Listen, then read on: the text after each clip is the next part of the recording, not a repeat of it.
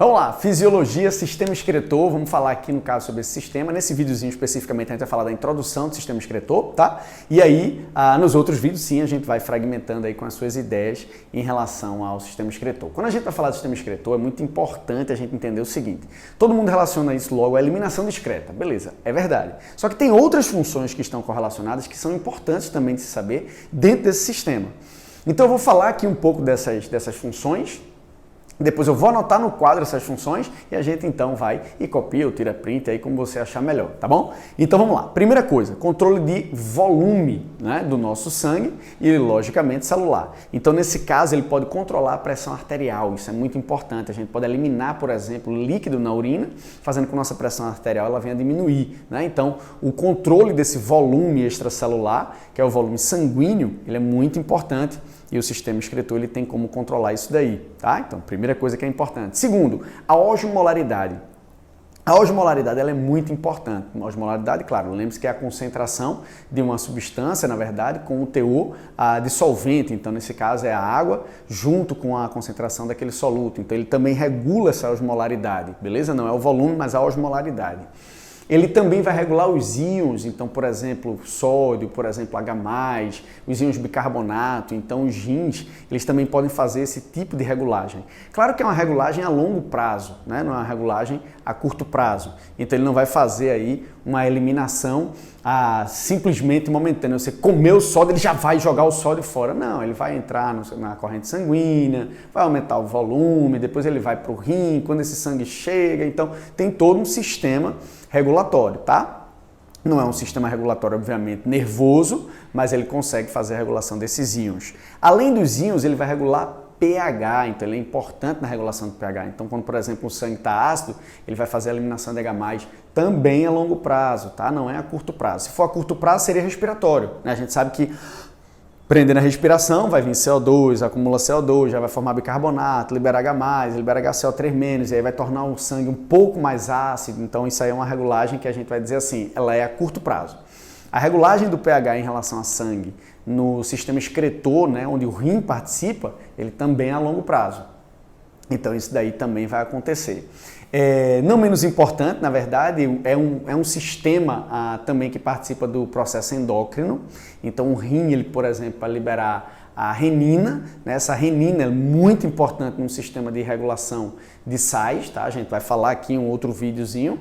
E também tem a eritropoetina. A eritropoetina é um hormônio que, ao ser liberado pelos rins, ele vai fazer com que as nossas células da medula óssea vermelha, por exemplo, da bacia, ela receba esse estímulo e consiga, na verdade, se diferenciar em eritrócitos, né, em hemácias.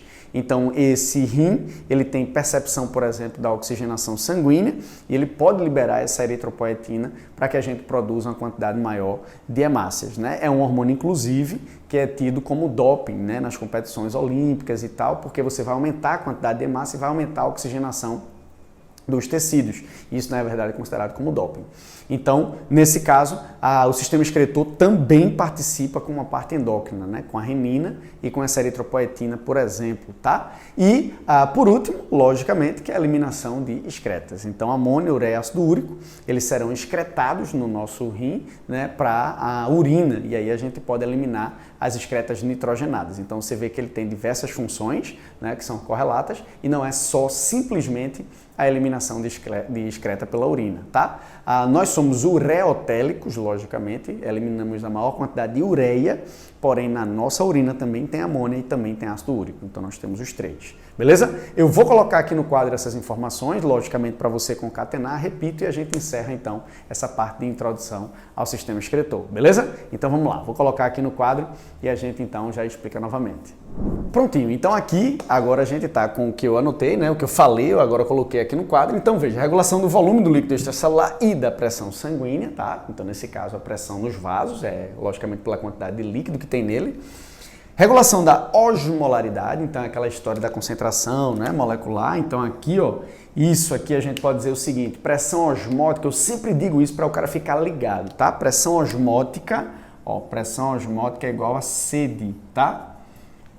Então, quanto maior a pressão osmótica, maior é a sede. então maior a necessidade de você colocar água. Quanto menor é a pressão osmótica, menor é a sede. Então, nesse caso, pressão osmótica é igual a sede. Então, nesse caso, você não precisa de água. Então, quando sua pressão osmótica no sangue ela está baixa, significa que você não precisa de água. Quando a pressão osmótica está alta, significa que você precisa de água, porque seria o mesmo que sede. Tá? Aqui nós temos manutenção do equilíbrio iônico, então aqui, por exemplo, sódio, bicarbonato, potássio, né? E por aí vai, tá? Então você teria isso. Regulação homeostática do pH a longo prazo, então nesse caso regular a acidez e basicidade, né, do sangue através da eliminação, né, de H+, ou de HCO3-, que é o bicarbonato, então também é muito bom aqui o sistema excretor.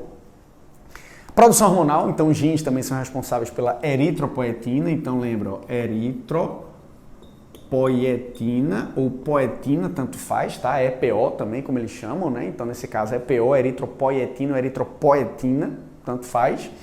E aqui, no caso, a renina. Cuidado que existe uma renina no estômago que digere leite, mas não tem nada a ver com essa renina aqui, tá? Isso aqui é um hormônio que vai fazer com que ocorra a ativação de uma angiotensina e tal, que a gente vai falar aqui meio que nível Enem, mas a gente vai comentar sobre ela, tá certo? E excreção. Aí aqui a excreção a gente vai fazer o quê? Excretar a amônia, né? Amônia, ureia e ácido úrico.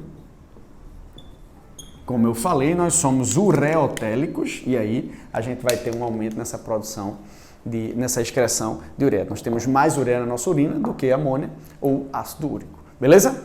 Bom, então a introdução do sistema excretor é basicamente isso, dentro da função que ele tem, né? E logicamente que agora a gente vai detalhar nas outras aulinhas. Pode deixar isso aqui, viu, Fabiano? Nas outras aulinhas, e aí a gente vai para a estrutura do rim, vai para a estrutura do néfron, e aí, claro, dentro da sua dúvida, você pode ir para cada videozinho. Beleza? Valeu!